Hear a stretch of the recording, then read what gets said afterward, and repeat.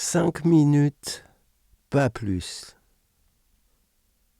La porte s'ouvre, doucement. Vous avez 5 minutes, pas plus. Lily entre si rapidement que son pied bute sur quelque chose qu'elle n'a pas pu voir.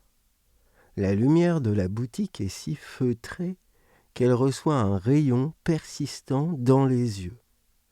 Elle avance pas à pas, elle cligne des yeux, les ouvre en grand. Elle a encore failli trébucher. C'est cette lueur. Sans que Lily s'en aperçoive, elle s'est assise. Elle a juste senti 2 mains sur ses bras, puis une chaise glisser sous ses fesses. Elle ose sourire. Ça lui fait une frimousse. Le fauteuil sur lequel elle se cramponne s'incline. Devant Lily défilent des visages d'hommes en 3 dimensions. Elle tente de se redresser. Elle regarde autour d'elle. Elle se met à se ronger les ongles. Elle se touche les cheveux. Elle se met de côté. Elle frémit.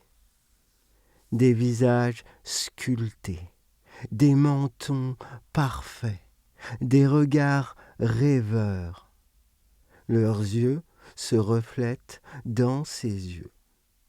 Ils sont tous plus beaux les uns que les autres.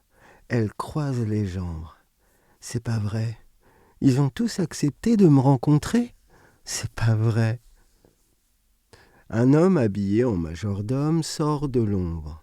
« Prenez tout votre temps », souffle-t-il, pendant que les visages défilent.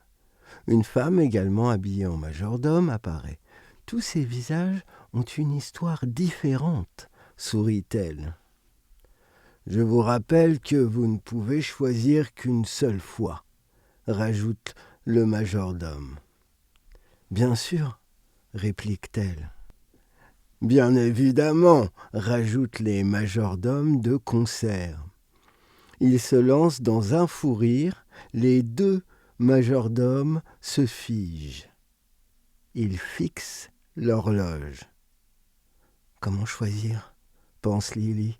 Le blond, le brun, le sud, le nord, l'Asie, le fort, le poète, le riche, le pauvre, tous beaux, tous m'ont répondu. C'est pas vrai. Ça y est! Les majordomes sourient. Les visages en face de Lily arrêtent de défiler. Puis ils disparaissent. Lily se tourne vers les majordomes qui dansent entre eux. Où sont-ils partis?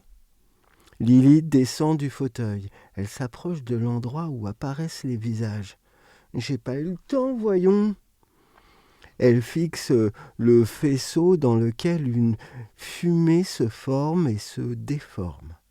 L'odeur est familière sans qu'elle puisse la nommer. Elle atteint le faisceau et entre d'un coup à l'intérieur.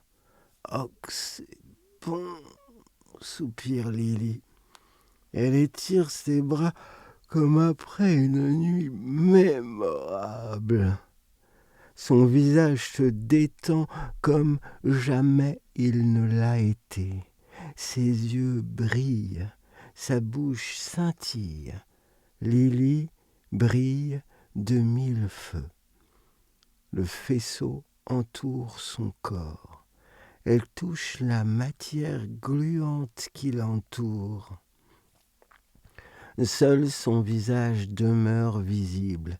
Il est détendu, confiant, si parfait, séduisant.